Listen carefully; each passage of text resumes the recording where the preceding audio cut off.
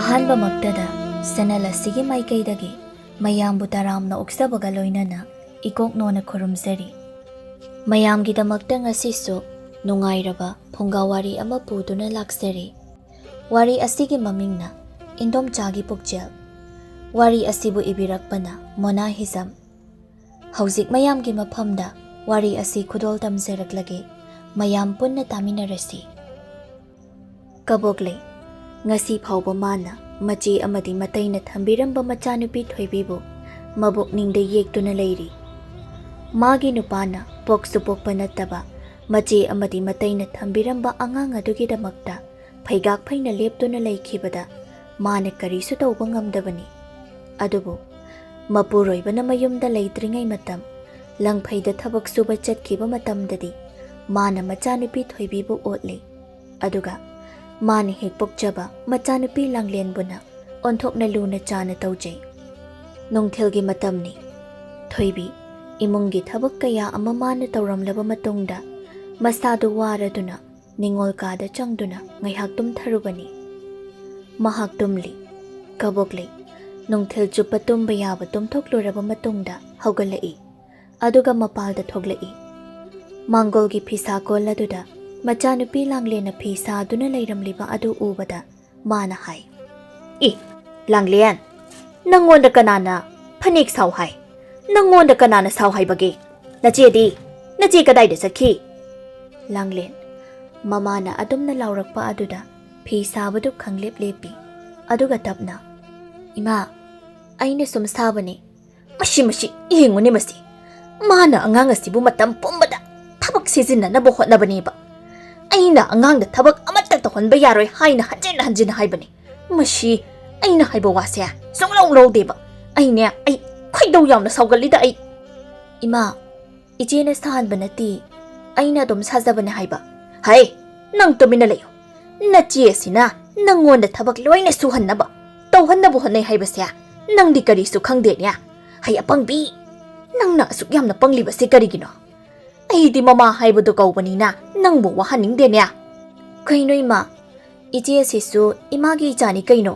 "ꯑꯦ, ꯅꯪꯅ ꯈꯪꯕꯤꯔꯤꯕ? ꯅꯪꯉꯣꯟda ꯀꯅꯥꯅ ꯅꯆꯦ ꯑꯁꯤꯕꯨ ꯑꯩꯒꯤ ꯏꯆꯥꯅꯤ ꯍꯥꯏꯅ ꯍꯥꯏꯔꯤꯕ? ꯍꯥ? ꯅꯪꯉꯣꯟda ꯀꯅꯥꯅ ꯍꯥꯏꯕꯒꯦ?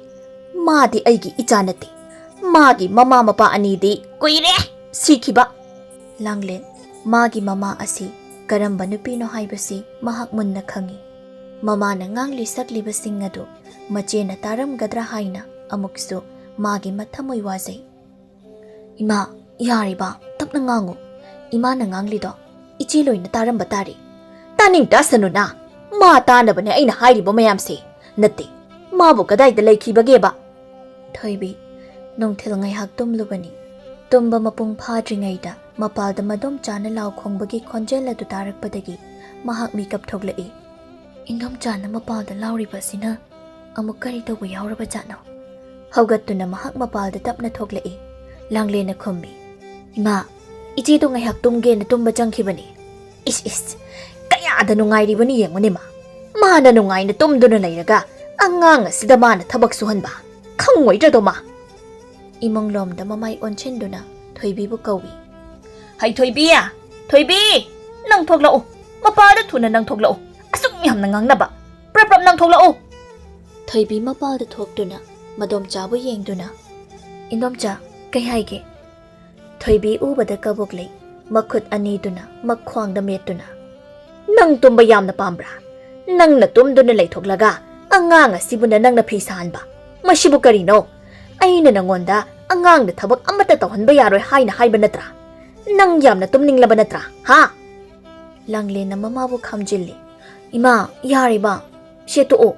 ꯌꯥꯔꯦ ꯍꯥꯏꯕ." "ꯀꯔꯤ ꯌꯥꯕꯅꯣ? ꯑꯩ ꯌꯥꯝꯅ ꯁꯥꯎꯅꯤꯡꯂꯤꯕꯅꯤ. ꯀꯔꯤꯒꯤ ꯅꯔꯤꯟ ꯇꯟꯕ? ꯌꯨꯝꯁꯤꯒꯤ ꯊꯕꯛ ꯄꯨꯝꯅꯃꯛ ꯅꯪꯅ ꯂꯣꯏꯅ ꯇꯧꯒꯗꯕꯅꯤ. ꯀꯔꯤꯒꯤ ꯑꯉꯥꯡꯗ ꯐꯤ ꯁꯥꯍꯟꯕ?"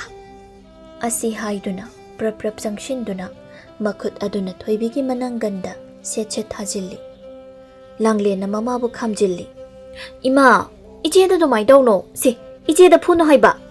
"ꯐꯅ ꯌꯥꯝꯅ ꯐꯨꯆꯩꯗꯨꯅ ꯉꯥꯡꯖꯩꯕꯅꯤ. ꯑꯅꯝꯕꯁꯦ ꯑꯣꯟꯊꯣꯛꯅꯁꯨ ꯀꯜꯂꯦꯗ ꯀꯣꯏꯕꯦꯝꯃ.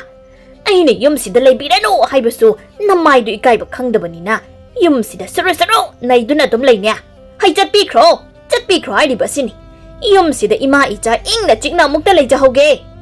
ꯍꯟꯗꯛꯃꯨꯛꯀꯤ ꯋꯥꯍꯩꯁꯤꯗ ꯊꯣꯏꯕꯤ ꯍꯦꯛ ꯈꯨꯝꯂꯨꯏ.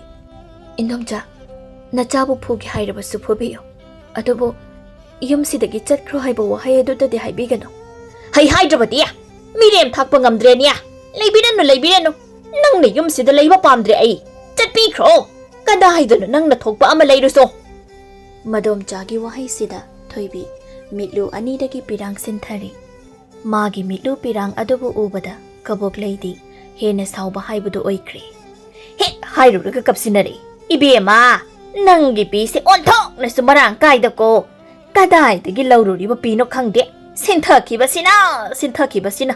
ꯌꯦꯡꯅꯤꯡꯗꯦꯅꯦ. ꯀꯅꯥꯅ ꯌꯦꯡꯅꯤꯡꯅꯤ ꯍꯥꯏꯗꯨꯅ ꯅꯪ ꯀꯞꯂꯤꯕꯅꯣ? ꯋꯥꯍꯩ ꯑꯃꯠꯇ ꯍꯥꯏꯕ ꯌꯥꯗꯦ. ꯃꯄꯤ ꯑꯁꯦ ꯆꯗꯨꯝ ꯁꯤꯟꯊꯔꯛꯂꯅꯤ.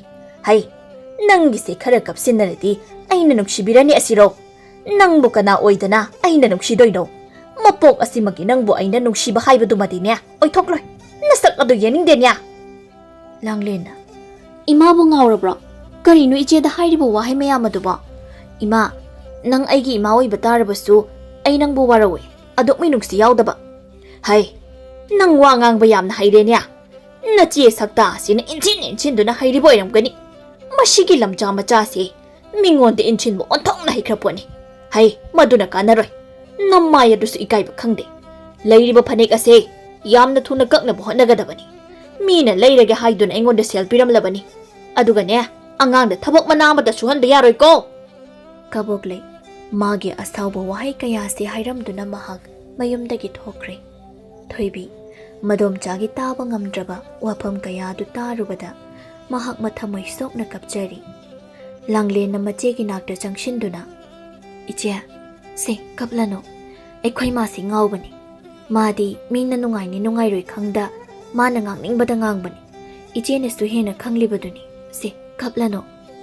ꯊꯣꯏꯕꯤ ꯃꯄꯤꯗꯨ ꯁꯤꯟꯊꯥ ꯃꯅꯥꯛꯇ ꯂꯦꯞꯂꯤꯕ ꯃꯅꯥꯎꯅꯨꯄꯤ ꯂꯥꯡꯂꯦꯟꯗ ꯀꯣꯟꯁꯤꯟꯗꯨꯅ ꯀꯞꯄꯤ. ꯂꯥꯡꯂꯦꯟ, ꯏꯆꯦꯒꯤ ꯃꯄꯣꯛ ꯑꯁꯤꯅ ꯑꯁꯨꯛ ꯌꯥꯝꯅ ꯅꯨꯡꯗꯝ ꯊꯤꯔꯤꯕ ꯑꯁꯤꯕꯨ ꯀꯔꯤꯒꯤꯅꯣ? ꯏꯆꯦ ꯌꯥꯝꯅ ꯋꯥꯔꯦ. ꯄꯤꯁꯛ ꯄꯤꯛꯂꯤꯉꯩꯗꯒꯤ ꯍꯧꯅ ꯑꯩ ꯑꯋꯥꯕ ꯀꯌꯥꯁꯦ ꯉꯁꯤ ꯐꯥꯎꯕ ꯈꯥꯡꯗꯨꯅ ꯂꯥꯛꯄꯅꯦ. ꯏꯆꯦ ꯌꯥꯝꯅ ꯋꯥꯔꯦ. ꯏꯆꯦ, ꯅꯪ ꯑꯗꯨꯃꯥꯏꯅ ꯍꯥꯏꯒꯅꯨꯕ. ꯏꯆꯦꯒꯤꯗꯃꯛ ꯅꯅꯥꯎ ꯂꯩꯔꯤꯁꯤꯗꯤ. ꯂꯥꯡꯂꯦꯟ, ꯏꯗꯣꯝꯆꯥꯅ ꯑꯩꯕꯨ ꯌꯨꯝꯁꯤꯗ ꯑꯁꯨꯛ ꯌꯥꯝꯅ ꯂꯩꯍꯟꯕ ꯄꯥꯝꯗ꯭ꯔꯤꯕ ꯑꯁꯤꯕꯨ ꯀꯔꯤꯒꯤꯅꯣ? ꯑꯩ ꯌꯨꯝꯁꯤꯗ ꯂꯩꯇ꯭ꯔꯕꯗꯤ ꯀꯗꯥꯏꯗ ꯂꯩꯒꯅꯤ? ꯑꯩ ꯂꯩꯐꯝ ꯂꯩꯇꯤꯌꯦ ꯂꯥꯡꯂꯦꯟ. ꯏꯆꯦꯅ ꯀꯗꯥꯏꯗ ꯆꯠꯀꯅꯤ ꯍꯥꯏꯒꯦ? ꯏꯆꯦ, ꯌꯨꯝꯁꯤ ꯏꯆꯦꯒꯤꯁꯨ ꯌꯨꯝꯅꯤ. ꯌꯨꯝꯁꯤꯗ ꯅꯅꯥꯎꯒ ꯄꯨꯟꯅ ꯑꯗꯨꯃꯛ ꯂꯩꯃꯤꯟꯅꯁꯤ. ꯑꯩꯁꯨ ꯅꯪꯒꯨꯝꯅ ꯂꯩꯖꯔꯝꯂꯕꯗꯤ ꯀꯌꯥꯗ ꯅꯨꯡꯉꯥꯏꯒꯅꯤ. ꯍꯥꯗ ꯏꯃꯥ, ꯍꯥꯗ ꯄꯥꯕꯨꯡ, ꯅꯆꯥꯒꯤ ꯏꯇꯧ ꯑꯁꯤ ꯎꯔꯒ ꯅꯈꯣꯏ ꯄꯦꯜꯂꯨꯀꯣ. ꯑꯩꯒꯤ ꯀꯥꯏꯔꯕ ꯊꯃꯣꯏꯒꯤ ꯇꯦꯡꯊꯥꯁꯦ ꯅꯈꯣꯏ ꯍꯔꯥꯎ ꯍꯔꯥꯎꯅ ꯇꯥꯎꯀꯣ. ꯑꯩꯒꯤ ꯑꯣꯏꯔꯤꯕ ꯁꯛꯇꯝꯁꯦ ꯅꯃꯤꯠ ꯄꯦꯟꯅ ꯌꯦꯡꯂꯣ. ꯄꯦꯟꯗ꯭ꯔꯕ ꯃꯥꯒꯤ ꯊꯃꯣꯏꯅ ꯂꯥꯏꯑꯣꯏꯈ꯭ꯔꯕ ꯃꯥꯒꯤ ꯃꯃꯥ ꯃꯄꯥꯕꯨ ꯀꯧꯗꯨꯅ ꯑꯁꯨꯝꯅ ꯍꯥꯏꯗꯨꯅ ꯀꯞꯆꯔꯤ. ꯂꯥꯡꯂꯦꯟꯅ ꯃꯆꯦꯒꯤ ꯃꯊꯃꯣꯏꯕꯨ ꯊꯦꯝꯖꯤꯟꯕꯤꯔꯤ. ꯏꯆꯦ, ꯑꯗꯨꯝꯅ ꯍꯥꯏꯕ ꯍꯧꯅꯗꯦ. ꯁꯦ ꯀꯞꯄ ꯇꯣꯛꯂꯣ. ꯏꯆꯦꯒꯤꯗꯃꯛ ꯅꯅꯥꯎ ꯂꯩꯔꯤ. ꯑꯁꯤꯒꯨꯝꯕ ꯆꯩꯅꯥ ꯀꯌꯥ ꯊꯣꯏꯕꯤ ꯐꯪꯈ꯭ꯔꯦ. ꯈꯥꯡꯗꯨꯅ ꯃꯍꯥꯛ ꯂꯥꯛꯈꯤꯕꯅꯤ. ꯉꯁꯤꯁꯨ ꯈꯥꯡꯂꯤ. ꯃꯍꯥꯛꯀꯤꯗꯤ ꯃꯐꯝ ꯑꯁꯤ ꯅꯠꯇꯕ ꯂꯩꯐꯝ ꯑꯃꯠꯇ ꯂꯩꯕ ꯅꯠꯇꯦ. ꯋꯥꯔꯕꯁꯨ ꯋꯥꯅ ꯃꯥꯒꯤ ꯄꯨꯟꯁꯤ ꯃꯐꯝ ꯑꯁꯤꯗ ꯃꯗꯣꯝꯆꯥꯒꯤ ꯃꯤꯑꯣꯠ ꯃꯤꯅꯩꯒꯤ ꯃꯈꯥꯗ ꯂꯦꯜꯂꯤ. ꯂꯥꯡꯂꯦꯟꯅ ꯃꯆꯦꯒꯤ ꯃꯤꯠꯀꯤ ꯄꯤꯗꯨ ꯇꯩꯊꯣꯛꯏ. ꯑꯗꯨꯒ, ꯁꯦ ꯀꯞꯂꯅꯨ ꯏꯆꯦ. ꯏꯆꯦ ꯀꯞꯇ꯭ꯔꯦ. ꯐꯔꯦ, ꯅꯪ ꯄꯣꯊꯥꯖꯔꯨꯔꯣ. ꯏꯆꯦꯅꯦ, ꯐꯅꯦꯛꯁꯦ ꯑꯃꯨꯛ ꯁꯥꯔꯒꯦ. ꯏꯆꯦ, ꯏꯟꯗꯣꯝꯆꯥꯅ ꯊꯨꯅ ꯂꯣꯏꯁꯤꯜꯂꯛꯑꯣ ꯍꯥꯏꯗꯣ. ꯏꯆꯦ ꯐꯅꯦꯛ ꯁꯥꯔꯒꯦ. ꯅꯨꯡꯉꯥꯏꯇꯕ ꯄꯨꯝꯅꯃꯛ ꯃꯊꯃꯣꯏꯅꯨꯡꯗ ꯐꯥꯖꯤꯟꯗꯨꯅ ꯃꯍꯥꯛ ꯐꯤ ꯁꯥꯐꯝ ꯑꯗꯨꯗ ꯐꯝꯊꯔꯦ. ꯑꯗꯨꯒ ꯐꯤ ꯁꯥꯕ ꯍꯧꯏ. ꯂꯥꯡꯂꯦꯟ ꯃꯆꯦꯒꯤ ꯃꯇꯧꯗꯨ ꯎꯔꯒ ꯍꯥꯏꯗꯣꯛꯄꯗꯤ ꯉꯝꯗ ꯇꯨꯃꯤꯟꯅ ꯂꯣꯟꯅ ꯀꯞꯆꯔꯤ. ꯀꯕꯣꯛꯂꯩ ꯂꯩꯀꯥꯏꯒꯤ ꯃꯆꯦ ꯆꯥꯏꯕꯤ ꯍꯣꯏꯗ ꯆꯠꯂꯤ. ꯆꯥꯏꯕꯤꯒ ꯃꯈꯣꯏ ꯑꯅꯤ ꯋꯥꯔꯤ ꯀꯌꯥ ꯑꯃ ꯁꯥꯟꯅꯔꯤ. ꯃꯥꯒꯤ ꯆꯥꯏꯕꯤ ꯍꯥꯏꯕꯤ ꯅꯨꯄꯤꯁꯤ ꯃꯕꯨꯛꯆꯦꯜ ꯀꯔꯤꯅꯣꯃ ꯇꯧꯕ ꯅꯨꯄꯤꯅꯤ. ꯑꯐꯕ ꯃꯤ ꯑꯃꯠꯇ ꯄꯨꯟꯕ ꯌꯥꯕ ꯅꯠꯇꯦ ꯃꯍꯥꯛꯅ ꯀꯕꯣꯛꯂꯩꯗ ꯑꯁꯨꯝꯅ ꯍꯥꯏ. ꯀꯕꯣꯛꯂꯩꯌꯥ, ꯅꯪꯅ ꯏꯁꯧ ꯈꯔ ꯂꯥꯡꯕ ꯑꯗꯨꯅꯗꯤ ꯀꯔꯤꯁꯨ ꯀꯥꯟꯅꯔꯣꯏꯗ. ꯍꯧꯖꯤꯛꯀꯤ ꯃꯇꯝ ꯑꯁꯤꯗ ꯑꯄꯣꯛꯄ ꯏꯆꯥ ꯐꯥꯎꯕ ꯀꯗꯥꯏꯅꯣ ꯍꯥꯏꯔꯀꯥꯟꯁꯤꯗ ꯀꯔꯤꯒꯤꯅꯣ ꯍꯥꯏꯕꯅꯤ ꯅꯪꯅ ꯃꯤꯒꯤ ꯃꯆꯥ ꯑꯗꯨꯕꯨ ꯌꯣꯛꯂꯤꯕꯗꯣ. Kabuk Bema. Nang si ay nawa pa na yam na de haiban. Nang yam pangiko. Apang bamina karisu ka na ba pangway haibase. Nang kangjilu. Ichia. Ay na hojik tau gada ba sibu karino. Ay tokpa mama kangdre. Ay shuta sing na. Thoy bibo ay giyum dalihin ba pamde. Jatlo hay na panayam na hairabani. Adubo, mana anam kando na asum layba. Hochum na jatlo hayba adu na di. Kuday di giyara ni hayge. Pangmali ko, nang pangmali. Ay oiram na di. Nahana kangada bani. Adubo ba ichi? Ay na hojik tau ba yaba sibu karino. Yengo. Makoy mapado na amok toy ba. Thoy bibo luna chana tau kiba sidi kari tabo hanglo ni. Ontok na luna tau kraba. Makoy gi matau do ubada. Ay di niya. Tasing na mitya narabani. Kaisu laytaba angang mahakidamag ay si ipuray pagichay kaya charabani. Hay sini. Ay gi mapok asin na layri po magkay mabunong sibadi siyang hingam laroy. Iham na pataba machani ma. Thay na amasyo ingkol yon bagi haibra karino matawram bagi yam tina ka nakibagum tawbaday niya. Ho taw kiye. Matamdo. Ipamda luhong ba matokpa. Maduda ay na masak thokpa sana masabi si ihay ni ipuroy bada hayba. Mana se layte haydo na yadaba. Aduda ay na aygi achin bada kara masijinarasto haydo na itayga ijigagi ingkol saruk adudagi machid ama mama kunjo do yon thok na ba tawruba. Sel kahana lawsilaba puat niko. Adugadi ichiya. Makoy mapana ay po angangi ingkol so ihaydo na pukriba niya. Adusu lamjama chamagi. Ay niya ay madumaso punchi oy na kauba ngamlaroy dabani.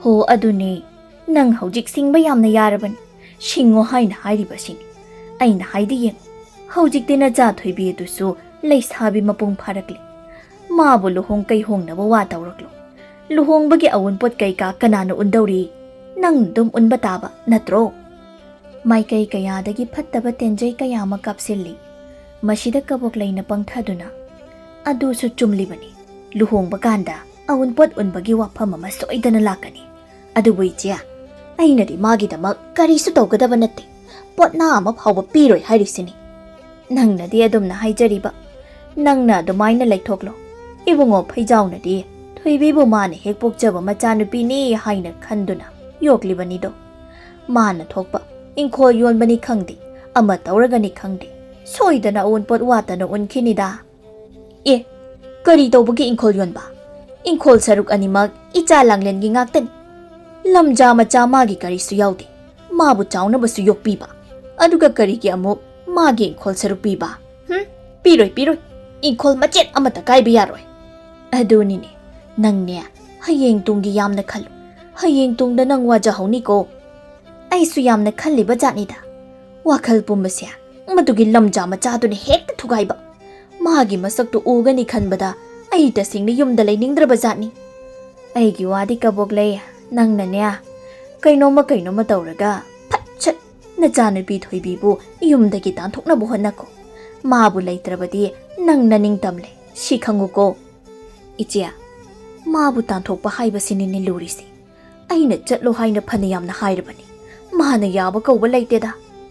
Hera pangbi. Nanggi kutana dunadi kuday da yichat bayara niya. Adugi sarukti niya, nang niya, noong manini di aphabi heksaro. Aduga thoibi bu putuna, kaday dano amachalo. Ay nahay din niya, jingda bu pure na kalaso. Jing thagdagi hektalo khatam na inthako. Maray na sizarasani. Kaboklay na nokmi. Hoy ni ichiya. Aduna patay he. Adum na tawragi. Adum na tawba natradi, masana kang na makhong na thong na yumdagi chatlo hayba adum makak yararoy. Ay adum na tawragi.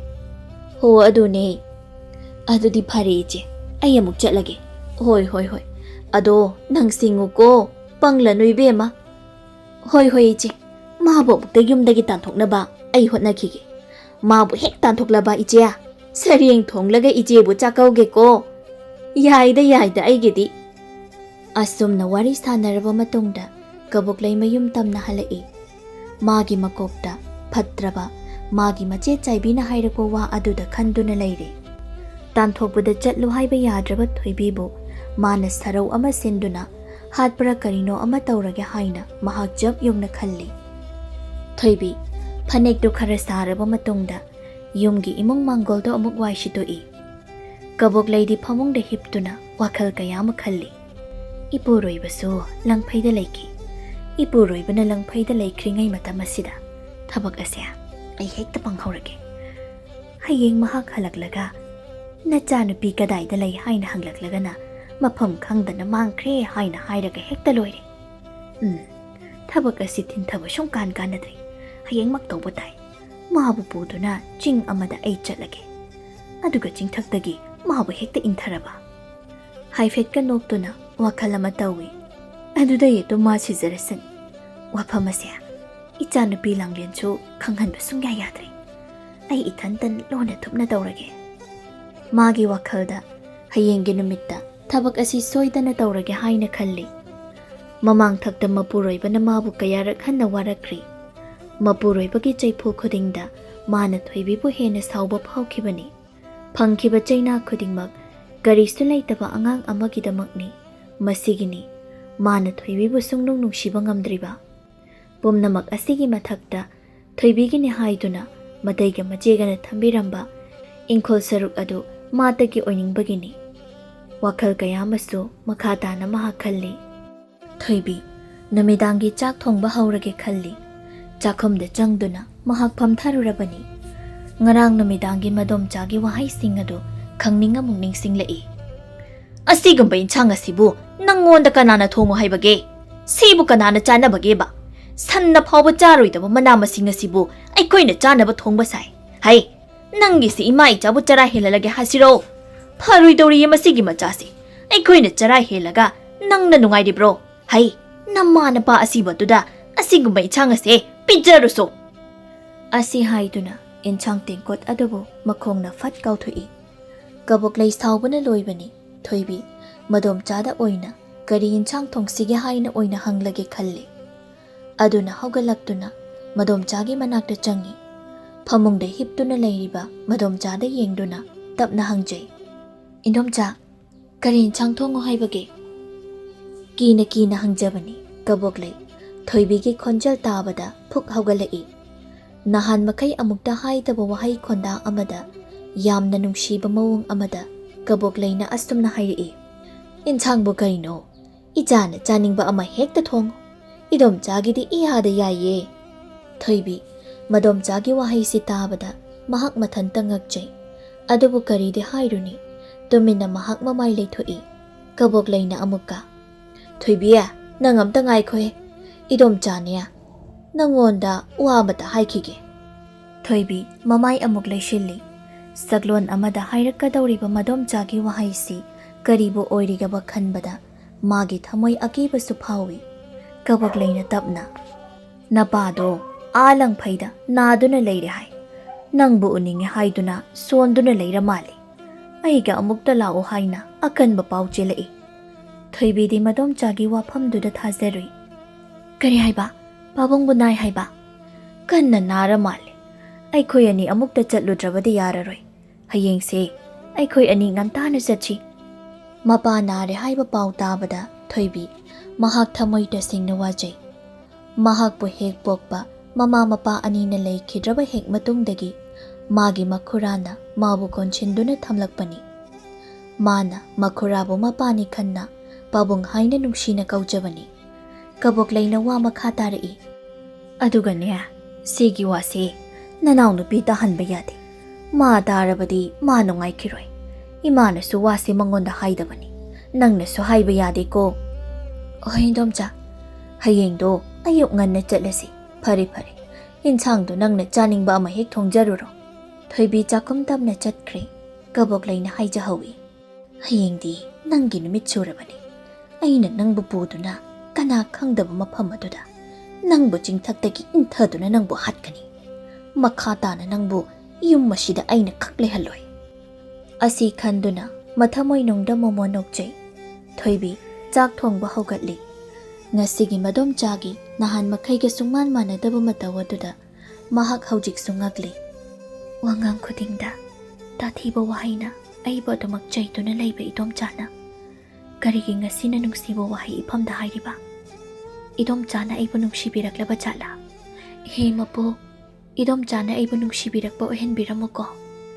Ijam chamba magi thamoina ꯑꯁꯨꯝꯅ ꯏꯆꯝ ꯆꯝꯅ ꯈꯟꯗꯣꯛꯂꯤ꯫ ꯋꯥꯐꯝ ꯑꯁꯤꯃ ꯃꯅꯥꯎꯅꯨꯄꯤꯗꯁꯨ ꯍꯥꯏꯗ꯭ꯔꯦ꯫ ꯅꯨꯃꯤꯗꯥꯡꯒꯤ ꯆꯥꯛ ꯏꯁꯤꯡ ꯆꯥꯕ ꯂꯣꯏꯔꯦ꯫ ꯇꯧꯕ ꯌꯥꯕ ꯊꯕꯛ ꯄꯨꯝꯅꯃꯛ ꯇꯧꯔꯤ꯫ ꯃꯗꯨ ꯄꯨꯝꯕ ꯇꯧꯕ ꯂꯣꯏꯕꯗ ꯃꯁꯥꯗꯨ ꯋꯥꯕꯅꯁꯨ ꯂꯣꯏ꯫ ꯑꯗꯨꯕꯨ ꯃꯗꯣꯝꯆꯥꯅ ꯐꯅꯦꯛ ꯑꯃꯨꯛ ꯁꯥꯗ꯭ꯔꯕꯗꯤ ꯁꯣꯏꯗꯅ ꯉꯥꯡꯂꯛꯂꯅꯤ ꯍꯥꯏꯗꯨꯅ ꯊꯥꯎꯃꯩ ꯑꯗꯨ ꯄꯥꯏꯗꯨꯅ ꯃꯍꯥꯛ ꯃꯄꯥꯜꯗ ꯊꯣꯛꯏ꯫ ꯐꯅꯦꯛ ꯁꯥꯅꯕ ꯊꯧꯔꯥꯡ ꯇꯧꯕ ꯍꯧꯏ꯫ ꯃꯇꯥꯡꯁꯤꯗ ꯀꯕꯣꯛꯂꯩ ꯃꯄꯥꯜꯗ ꯊꯣꯛꯂꯛꯇꯨꯅ ꯃꯆꯥꯅꯨꯄꯤ ꯊꯣꯏꯕꯤꯕꯨ ꯌꯦꯡꯗꯨꯅ ꯍꯥꯏ, "ꯊꯣꯏꯕꯤ, ꯅꯪꯒꯤ ꯐꯤꯗꯨ ꯀꯣꯟꯅ ꯁꯥꯔꯣꯅꯦ꯫ ꯉꯁꯤꯒꯤꯗꯤ ꯇꯨꯝꯅꯕ ꯇꯧꯔꯣ꯫ ꯍꯌꯦꯡꯗꯤ ꯑꯌꯨꯛ ꯉꯟꯇꯥꯅ ꯆꯠꯀꯗꯣꯏꯅꯤ꯫ ꯍꯌꯦꯡ ꯌꯥꯍꯧ ꯊꯦꯡꯅꯕꯅꯤ꯫ ꯐꯤꯗꯨ ꯀꯣꯟꯅ ꯁꯥꯔꯣ." ꯃꯟꯗꯣꯝꯆꯥꯅ ꯑꯁꯨꯝꯅ ꯍꯥꯏꯔꯕꯗ ꯐꯤ ꯁꯥꯔꯔꯣꯏꯒꯦ ꯈꯟꯗꯨꯅ ꯃꯍꯥꯛ ꯃꯥꯒꯤ ꯀꯥꯗ ꯆꯪꯉꯤ꯫ ꯐꯝꯖꯥꯎ ꯑꯗꯨꯗ ꯃꯍꯥꯛ ꯍꯤꯞꯊꯩ꯫ ꯉꯁꯤꯗꯤ ꯃꯥꯒꯤ ꯋꯥꯈꯜ ꯀꯔꯤꯅꯣꯃ ꯏꯇꯧ ꯇꯧꯏ꯫ ꯋꯥꯈꯜ ꯀꯌꯥ ꯑꯃꯁꯨ ꯃꯊꯪ ꯃꯊꯪ ꯈꯜꯂꯛꯏ꯫ ꯄꯥꯕꯨꯡꯗꯣ ꯀꯟꯅ ꯅꯥꯗꯨꯅ ꯂꯩꯔꯦ ꯍꯥꯏꯕ꯫ ꯄꯥꯕꯨꯡꯅ ꯑꯩꯕꯨ ꯁꯣꯏꯗꯅ ꯎꯅꯤꯡꯂꯝꯒꯅꯤ꯫ ꯑꯩ ꯍꯌꯦꯡ ꯄꯥꯕꯨꯡꯒꯤ ꯅꯥꯛꯇ ꯁꯣꯏꯗꯅ ꯆꯠꯀꯅꯤ꯫ ꯏꯅꯣꯝꯆꯥꯅꯁꯨ ꯑꯩꯕꯨ ꯅꯨꯡꯁꯤꯕꯤꯔꯛꯂꯤ꯫ ꯄꯥꯎꯁꯦ ꯑꯩ ꯄꯥꯕꯨꯡꯒꯤ ꯃꯐꯝꯗ ꯌꯥꯝꯅ ꯇꯝꯅꯤꯡꯉꯤ꯫ ꯋꯥꯈꯜ ꯀꯌꯥ ꯈꯟꯗꯨꯅ ꯃꯍꯥꯛ ꯇꯨꯝꯊꯈ꯭ꯔꯤ꯫ ꯀꯕꯣꯛꯂꯩꯗꯤ ꯍꯌꯦꯡꯒꯤ ꯅꯨꯃꯤꯠꯇ ꯃꯥꯅ ꯇꯧꯒꯗꯕꯁꯤꯡ ꯑꯗꯨ ꯍꯧꯖꯤꯛꯇꯒꯤ ꯍꯧꯅ ꯂꯣꯏꯅ ꯈꯟꯗꯣꯛꯇꯨꯅ ꯂꯩꯈ꯭ꯔꯦ꯫ ꯑꯁꯨꯝ ꯇꯧꯅ ꯑꯍꯤꯡ ꯑꯁꯤꯃ ꯍꯧꯖꯤꯟꯈ꯭ꯔꯦ꯫ ꯃꯊꯪꯒꯤ ꯅꯨꯃꯤꯠꯅꯤ꯫ ꯊꯣꯏꯕꯤ ꯂꯥꯏ ꯈꯨꯔꯨꯝꯅꯕ ꯍꯥꯏꯗꯨꯅ ꯁꯨꯃꯥꯡꯗꯨ ꯋꯥꯏ ꯃꯇꯦꯛ ꯑꯃ ꯇꯩꯅꯕ ꯍꯣꯠꯅꯔꯤ꯫ ꯀꯕꯣꯛꯂꯩꯅ ꯐꯠ ꯊꯣꯛꯂꯛꯇꯨꯅ ꯍꯥꯏ, "ꯊꯣꯏꯕꯤ, ꯋꯥꯏ ꯇꯩꯗꯨꯅ ꯂꯩꯔꯕꯗꯤ ꯃꯇꯝꯁꯤ ꯌꯧꯈꯤꯕ ꯇꯥꯔꯦ꯫ ꯇꯩꯔꯨꯔꯅꯨ." "ꯏꯅꯣꯝꯆꯥ, ꯋꯥꯏꯁꯦ ꯃꯇꯦꯛ ꯑꯃ ꯇꯩꯔꯒ ꯂꯥꯏ ꯈꯨꯔꯨꯝꯒꯦ ꯇꯧꯕꯅꯦ." "ꯍꯣꯏꯅꯦ, ꯑꯗꯣ ꯉꯁꯤꯒꯤꯗꯤ ꯇꯧꯔꯅꯨ ꯍꯥꯏꯕ꯫ ꯊꯦꯡꯈꯤꯅꯕꯅꯤ꯫ ꯂꯣꯏꯁꯤꯟꯅꯕ ꯇꯧꯔꯨꯔꯣ꯫ ꯏꯅꯣꯝꯆꯥꯁꯨ ꯂꯣꯏꯁꯤꯜꯂꯨꯔꯒꯦ." "ꯌꯥꯅꯤꯗ ꯏꯅꯣꯝꯆꯥ, ꯅꯪꯅꯤꯌꯦ." "ꯅꯪꯒꯤ ꯑꯅꯝ ꯀꯟꯕ ꯑꯁꯤꯅꯀꯣ, ꯀꯣꯛ ꯊꯝꯃꯣ ꯍꯥꯏꯔꯗꯤ ꯊꯝꯂꯣ꯫ ꯑꯩꯅꯦ ꯅꯅꯥꯎꯅꯨꯄꯤꯕꯨ ꯇꯩꯍꯟꯒꯦ." ꯑꯁꯤ ꯍꯥꯏꯗꯨꯅ ꯃꯃꯥꯏꯗꯨ ꯏꯃꯨꯡꯂꯣꯝꯗ ꯑꯣꯟꯁꯤꯟꯗꯨꯅ ꯃꯆꯥꯅꯨꯄꯤꯕꯨ ꯀꯧꯏ꯫ "ꯕꯦꯃꯥ, ꯂꯥꯡꯂꯦꯟ, ꯅꯪ ꯃꯄꯥꯜꯗ ꯑꯝꯇ ꯊꯣꯛꯂꯛꯎꯍꯦ." ꯂꯥꯡꯂꯦꯟꯁꯨ ꯃꯃꯥꯅ ꯀꯧꯕꯗꯨꯗ ꯃꯄꯥꯜꯗ ꯊꯣꯛꯂꯛꯏ꯫ ꯑꯗꯨꯒ, "ꯀꯩꯗꯧꯔꯒꯦ ꯏꯃꯥ?" "ꯍꯩ, ꯅꯪꯅꯦ ꯋꯥꯏꯁꯦ ꯐꯖꯅ ꯑꯝꯇ ꯇꯩꯊꯣꯛꯎ꯫ ꯑꯗꯨꯒ ꯁꯦꯡꯅ ꯏꯔꯨꯖꯔꯒ ꯂꯥꯏꯗꯨ ꯀꯠꯂꯨ." ꯂꯥꯡꯂꯦꯟ ꯃꯃꯥꯒꯤ ꯇꯥꯌꯣꯟꯅꯕ ꯋꯥꯍꯩ ꯑꯁꯤꯗ, "ꯀꯩꯅꯣ ꯏꯃꯥ, ꯏꯃꯥꯅ ꯍꯥꯏꯗꯨꯕꯣ?" "ꯁꯦ, ꯅꯆꯦꯒ ꯑꯩꯒ ꯊꯕꯛ ꯑꯃ ꯆꯠꯇꯕ ꯌꯥꯗ꯭ꯔꯦ꯫ ꯍꯧꯖꯤꯛ ꯑꯗꯨꯝ ꯉꯟꯅ ꯆꯠꯂꯗꯕꯅꯤ꯫ ꯑꯗꯨꯅ ꯅꯆꯦꯅ ꯇꯧꯒꯗꯕ ꯊꯕꯛꯁꯦ ꯉꯁꯤꯗꯤ ꯅꯪꯅ ꯈꯔ ꯇꯧꯔꯣ." ꯂꯥꯡꯂꯦꯟ ꯏꯉꯛꯉꯛꯏ꯫ "ꯀꯩ ꯊꯕꯛꯅꯣ ꯍꯥꯏꯁꯦ ꯏꯃꯥ?" "ꯊꯕꯛ ꯍꯥꯏꯗꯤ ꯊꯕꯛꯅꯤ꯫ ꯁꯦ, ꯁꯠ ꯇꯧꯔꯣ꯫ ꯊꯣꯏꯕꯤ, ꯅꯪꯕꯨ ꯂꯦꯞꯇꯅ ꯂꯩꯔꯅꯨꯅꯦ꯫ ꯅꯐꯤ ꯅꯔꯣꯜ ꯑꯗꯨ ꯁꯠ ꯍꯣꯡꯉꯨꯔꯣꯅꯦ." "ꯍꯣꯏ ꯏꯅꯣꯝꯆꯥ." ꯊꯣꯏꯕꯤ ꯏꯃꯨꯡꯗ ꯆꯪꯈꯤ꯫ ꯀꯕꯣꯛꯂꯩꯁꯨ ꯏꯃꯨꯡꯗ ꯆꯪꯈꯤ꯫ ꯂꯥꯡꯂꯦꯟ ꯏꯉꯛꯉꯛꯅ ꯍꯥꯏꯖꯩ, "ꯀꯩꯅꯣ, ꯑꯩꯈꯣꯏ ꯃꯥꯒꯤ ꯉꯁꯤꯒꯤ ꯋꯥꯍꯩ ꯑꯁꯤꯕꯣ? ꯃꯥꯒꯤ ꯑꯁꯤꯒꯨꯝꯕ ꯋꯥꯍꯩ ꯑꯁꯤꯗꯤ ꯑꯩꯗꯤ ꯄꯣꯛꯄꯗꯒꯤ ꯑꯃꯨꯛꯇ ꯐꯥꯎ ꯇꯥꯖꯗ꯭ꯔꯤꯅꯦ꯫ ꯃꯥꯅ ꯏꯆꯦꯗꯒ ꯋꯥ ꯐꯖꯅꯒ ꯍꯥꯏꯔꯤꯕ ꯑꯁꯤꯕꯣ? ꯃꯔꯝ ꯑꯃꯗꯤ ꯁꯣꯏꯗꯅ ꯂꯩꯕ ꯇꯥꯏ꯫ ꯎꯅꯕ ꯁꯨꯡꯌꯥ ꯌꯥꯗꯕ ꯏꯃꯥꯒ ꯏꯆꯦꯒꯅ ꯉꯁꯤ ꯊꯕꯛ ꯑꯃ ꯆꯠꯅꯤ ꯍꯥꯏꯔꯤꯕ ꯑꯁꯤꯕꯨ ꯆꯤꯡꯅꯕ ꯑꯃꯗꯤ ꯏꯐꯥꯎ ꯐꯥꯎꯏꯁꯦ ꯑꯩ." ꯆꯤꯡꯅ ꯋꯥꯈꯜ ꯈꯟꯅ ꯈꯟꯅ ꯃꯍꯥꯛ ꯋꯥꯏ ꯇꯩꯔꯤ꯫ ꯀꯕꯣꯛꯂꯩ ꯃꯐꯤ ꯑꯗꯨ ꯊꯨꯅ ꯁꯦꯠꯇꯨꯅ ꯃꯄꯥꯜꯗ ꯊꯣꯛꯂꯛꯏ꯫ ꯏꯃꯨꯡꯗ ꯃꯃꯥꯏ ꯑꯣꯟꯁꯤꯟꯗꯨꯅ ꯑꯃꯨꯛ, "ꯊꯣꯏꯕꯤ, ꯅꯪꯕꯨ ꯂꯣꯏꯗ꯭ꯔꯤꯕ꯭ꯔꯅꯦꯍꯦ? ꯊꯦꯡꯈꯤꯅꯤ, ꯂꯥꯎꯅꯦꯍꯦ." ꯊꯣꯏꯕꯤꯁꯨ ꯂꯣꯏꯁꯤꯟꯕ ꯂꯣꯏꯗꯨꯅ ꯊꯣꯛꯂꯛꯏ꯫ "ꯂꯣꯏꯔꯦ ꯏꯅꯣꯝꯆꯥ." "ꯂꯥꯛꯑꯣ, ꯆꯠꯂꯁꯤ, ꯊꯦꯡꯈꯤꯅꯤ." ꯂꯥꯡꯂꯦꯟꯅ ꯐꯠ ꯆꯪꯁꯤꯜꯂꯛꯇꯨꯅ ꯍꯪꯉꯤ, "ꯏꯃꯥ, ꯏꯆꯦꯒ ꯀꯥꯏꯗꯅꯣ ꯍꯥꯏꯕ ꯆꯠꯇꯣꯏꯁꯦ?" "ꯊꯕꯛꯅꯦ ꯍꯥꯏꯕꯅꯦꯃꯤ ꯅꯪꯕꯨ." "ꯑꯗꯨ ꯀꯔꯤ ꯊꯕꯛꯅꯣ ꯍꯥꯏꯕ?" "ꯃꯁꯤ ꯌꯥꯝꯅ ꯍꯪꯈ꯭ꯔꯕ ꯄꯣꯠꯅꯤ꯫ ꯑꯗꯨꯒꯤ ꯁꯔꯨꯛꯅꯦ ꯌꯨꯝꯗ ꯂꯦꯡꯗꯅ ꯂꯩꯔꯝꯃꯨ, ꯆꯠꯊꯣꯛꯂꯝꯒꯅꯨꯀꯣ." ꯂꯥꯡꯂꯦꯟꯅ ꯁꯨꯛꯇꯣꯛꯇꯨꯅ, "ꯊꯣꯏꯕꯤ, ꯆꯠꯂꯁꯤꯅꯦ." ꯂꯥꯡꯂꯦꯟ ꯃꯆꯦꯗ ꯑꯃꯨꯛ ꯑꯣꯟꯁꯤꯟꯗꯨꯅ, "ꯏꯆꯦ, ꯀꯥꯏꯗ ꯆꯠꯇꯣꯏꯅꯣ?" "ꯏꯅꯣꯝꯆꯥꯒ ꯊꯕꯛ ꯑꯃ ꯆꯠꯄꯅꯦ, ꯀꯨꯏꯔꯣꯏ, ꯐꯠ ꯍꯜꯂꯛꯀꯅꯤ꯫ ꯊꯕꯛ ꯑꯃꯇ ꯇꯧꯔꯝꯒꯅꯣ, ꯏꯆꯦꯅ ꯍꯜꯂꯛꯂꯒ ꯂꯣꯏ ꯇꯧꯒꯦ꯫ ꯏꯆꯦ ꯈꯣꯏ ꯑꯃꯨꯛ ꯆꯠꯂꯒꯦꯀꯣ." ꯀꯕꯣꯛꯂꯩꯅ ꯊꯣꯏꯕꯤꯒꯤ ꯃꯈꯨꯠ ꯄꯥꯏꯗꯨꯅ ꯆꯤꯡꯗꯨꯅ ꯊꯣꯡꯒꯥꯜ ꯇꯝꯅ ꯄꯨꯈ꯭ꯔꯦ꯫ ꯂꯥꯡꯂꯦꯟ ꯃꯃꯥꯒ ꯃꯆꯦꯒꯕꯨ ꯌꯦꯡꯗꯨꯅ ꯂꯩꯍꯧꯏ꯫ ꯃꯊꯃꯣꯏꯗ ꯆꯤꯡꯅꯕꯒꯤ ꯋꯥꯍꯪ ꯀꯌꯥꯅꯗꯤ ꯍꯪꯂꯤ꯫ ꯀꯕꯣꯛꯂꯩꯒ ꯊꯣꯏꯕꯤꯒ ꯃꯈꯣꯏ ꯑꯅꯤ ꯑꯁꯨꯝ ꯆꯠꯂꯤ꯫ ꯆꯤꯡꯒꯤ ꯂꯝꯕꯤ ꯆꯤꯡꯈꯣꯡ ꯑꯃꯗ ꯆꯠꯂꯤ꯫ ꯀꯕꯣꯛꯂꯩꯅ ꯃꯄꯨꯛꯅꯤꯡꯗ ꯈꯜꯂꯤ, "ꯆꯤꯡꯈꯥ ꯑꯁꯤꯗ ꯑꯁꯨꯝ ꯆꯠꯇꯨꯅ ꯂꯩꯕꯅꯗꯤ ꯌꯥꯔꯣꯏ꯫ ꯍꯦꯛꯇ ꯀꯥꯈꯠꯂꯒꯦ꯫ ꯁꯤꯒꯤ ꯆꯤꯡ ꯑꯁꯤꯅ ꯈꯔ ꯋꯥꯡꯉꯤ꯫ ꯁꯤꯗ ꯑꯣꯏꯅ ꯍꯦꯛꯇ ꯀꯥꯔꯒꯦ."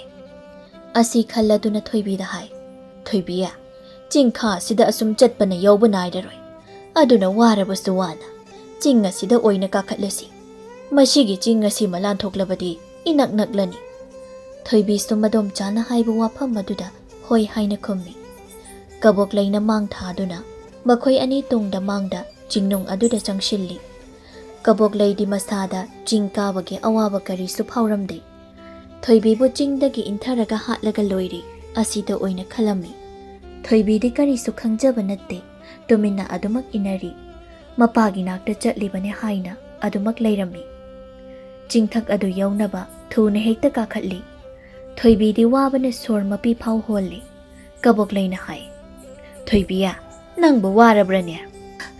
ꯏꯅꯣꯝꯆꯥ, ꯈꯔꯗꯤ ꯋꯥꯔꯦ꯫ ꯆꯤꯡꯗꯣꯜ ꯌꯧꯗꯧꯔꯦ, ꯋꯥꯔꯕꯁꯨ ꯋꯥꯅ ꯉꯥꯏꯍꯥꯛ ꯈꯥꯡꯂꯣ꯫ ꯑꯁꯣꯝ ꯋꯥꯡꯃ ꯀꯨꯝꯊꯕꯗꯒꯤꯗꯤ ꯀꯔꯤꯁꯨ ꯋꯥꯔꯔꯣꯏꯗ꯫ ꯑꯩꯈꯣꯏ ꯑꯅꯤꯅ ꯊꯣꯛꯂꯛꯏꯁꯦ, ꯑꯩꯁꯨ ꯏꯁꯤꯡ ꯄꯨꯕꯒ ꯄꯨꯡꯀꯥꯎ ꯍꯦꯛ ꯀꯥꯎꯔꯛꯂꯦ꯫ ꯑꯁꯤ ꯍꯥꯏꯗꯨꯅ ꯃꯆꯥ ꯊꯣꯏꯕꯤꯕꯨ ꯃꯈꯨꯠ ꯁꯝꯗꯨꯅ ꯆꯤꯡꯈꯠꯄꯤ꯫ ꯑꯁꯨꯝ ꯀꯥꯔꯛꯄꯅ ꯌꯥꯝꯅ ꯋꯥꯅ ꯃꯈꯣꯏ ꯑꯅꯤ ꯆꯤꯡꯗꯣꯜ ꯑꯗꯨꯃꯗꯤ ꯌꯧꯔꯤ꯫ ꯀꯕꯣꯛꯂꯩ ꯁꯣꯔ ꯑꯁꯥꯡꯕ ꯑꯃ ꯍꯣꯟꯗꯣꯛꯏ, ꯑꯗꯨꯒ ꯍꯥꯏ, ꯏꯁ, ꯆꯤꯡ ꯀꯥꯕꯁꯤꯗꯤ ꯑꯣꯟꯊꯣꯛꯅ ꯋꯥꯕ ꯑꯣꯏꯔꯦꯀꯣ꯫ ꯈꯨꯋꯥ ꯑꯃꯅꯤ, ꯋꯥꯗ꯭ꯔꯅꯦ ꯊꯣꯏꯕꯤꯌꯥ?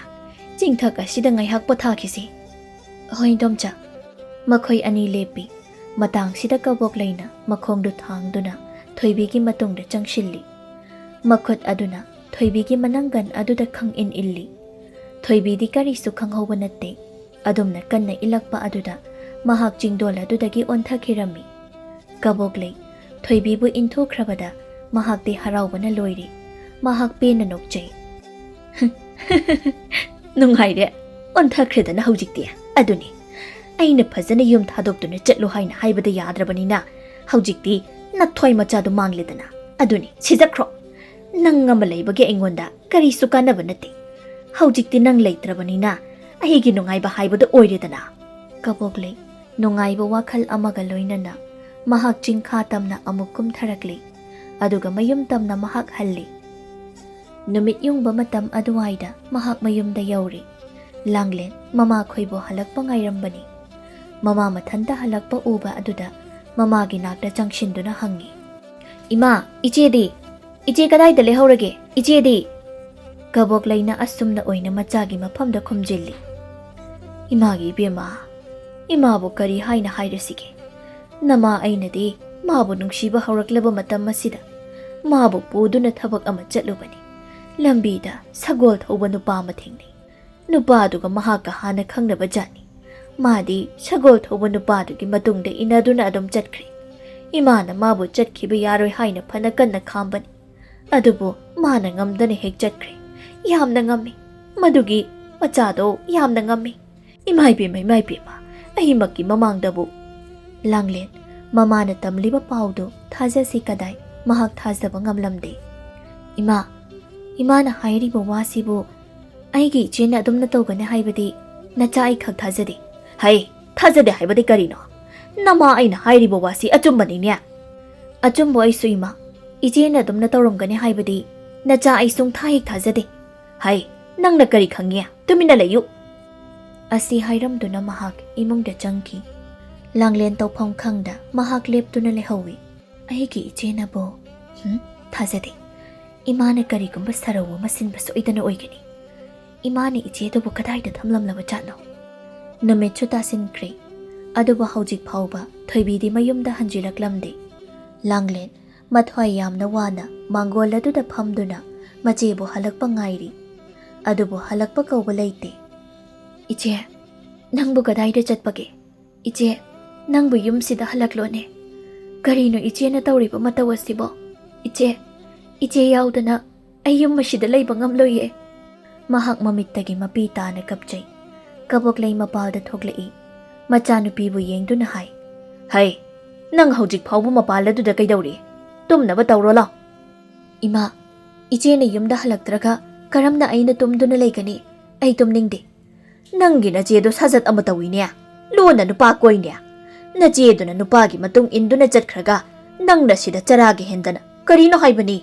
ꯌꯥꯝꯅ ꯊꯨꯅ ꯇꯨꯝꯂꯣ ꯂꯥꯎ꯫ ꯂꯥꯡꯂꯦꯟ ꯍꯧꯒꯠꯇꯨꯅ ꯃꯃꯥꯗ ꯍꯥꯏ, ꯏꯃꯥꯅ ꯏꯆꯦꯒꯤ ꯃꯔꯝꯗ ꯍꯥꯏꯔꯤꯕ ꯋꯥꯐꯝ ꯄꯨꯝꯅꯃꯛ ꯃꯤꯅꯝꯕꯅꯤ꯫ ꯏꯆꯦꯅ ꯑꯗꯨꯝꯅ ꯇꯧꯒꯗꯕ ꯈꯛ ꯅꯠꯇꯦ꯫ ꯏꯃꯥ, ꯅꯆꯥꯗ ꯁꯦꯡꯅ ꯍꯥꯏꯕꯤꯌꯣ, ꯏꯆꯦꯗꯤ ꯃꯐꯝ ꯀꯩꯗ ꯂꯩꯍꯧꯋꯦ? ꯅꯪ ꯅꯃꯥ ꯑꯩꯉꯣꯟꯗ ꯁꯤꯡꯅꯕ ꯌꯥꯝꯅ ꯄꯥꯝꯕ꯭ꯔꯥ? ꯍꯥ? tumlalo, matam si thengle. Ima, pabong do yumda handa halakisano. Ima ni ije do otpa nei ba kaya tawkhibado. Pumnamak aina pabong da loina tamthokani ye. Mashi lam yamna hendawri mashi. Mama aina di magi da magphanaba haiduna tawri. Karigi phabano? Nangga ngangnaba ngamponte. Nang tumgera tumoira. Mapalda dum lehawro. Asi haiduna kaboklay imungda changki. Langlen, thenglabasu thengna, machebu halakpa mahak ngairi. Kaboklay di, thoibidu siramlani haibagi wakhalda, yamna nungaina tungkirami. Mathangi ayukni. Kaboklay, tumba hawgatlaktuna, mamang thongdu phat hangdui. Mamittuna hek yengthoklubada, sumangaduda, mapuroibaga macha thoibigana, leptuna leiramlibado, hek uri. Kaboklay masadu ipapakhatli. Thoibi, masadu una wana na khetkibagi mami kaya amasu tari. Phaijaw na mangolda prap kakhatuna, magi nupigi makhudang paiduna satchingi. Wa amata ngangdana, magi nupibu hekta phuba hawi. Langlen chuthoklai, machebu ubada, machegi nakda senchilli. Machebu konduna mahakapchay. Phaijaw na hai. Nangdi yamna phattaba mini. Nangdi minati. Nang mafam asida laiba yaroi. Nungsikraba ija thoibi asibu nangna chingdagi inthaduna hatnabu hotnarama natro. Nang yumshida laiba yaroi. Haujikmak mafamse thadokduna nang chakhigadabani. Kaboklay, mapuroibana phubagi chainado khangba ngamdre. Masu khangli. Mana tawkiba phattabasing adu mapuroibana loina khangle haibasi. Langlena sumapagi maphamda mamana mache thoibida tawkibasing adu loina pautamlammi. Phaijaw sawbana loiri. Mabukchel yamna phatraba magi nupibu makhut pena phuba yaba phurammi. Thoibi, magi pabungna adumna madomchada phuba adu yengba ngamdraduna khamdokchay. Pabong, inomchabu phubigano. Inomchada phuba lepo. Mapabu khamdokchay. Kaboklayna mapuroibagi makhong konduna haijay. Akoy pabong, ay lankre. Matungda ay asumna khagtawjararoye. Ija thoibibu aina hek bokjabe ijane haina khallage. Phaijaw magi asawba nemthadri. Kaboklayna mapuroibada lale haina kanna haijari. Thoibiga langlengana mapabunggi asawba adubu themjilli. Kaboklayna machanupi thoibibu mathada chetna konduna haijay. Endomchagi thoibi, Endomcha nangki na phamda ihamda lankre. Endomchagi ngakpi pham thoktraba iralase nangna amukta ngakpiyu nei bema. Endomcha, asum tawna kaboklay handaki matang asida punshigi aroibo oina wakhal taraklammi. Asum tawna yum aduda machanupi thoibibu mana hek pokjaba machani haina khanduna luna chana tawduna thamkhirammi.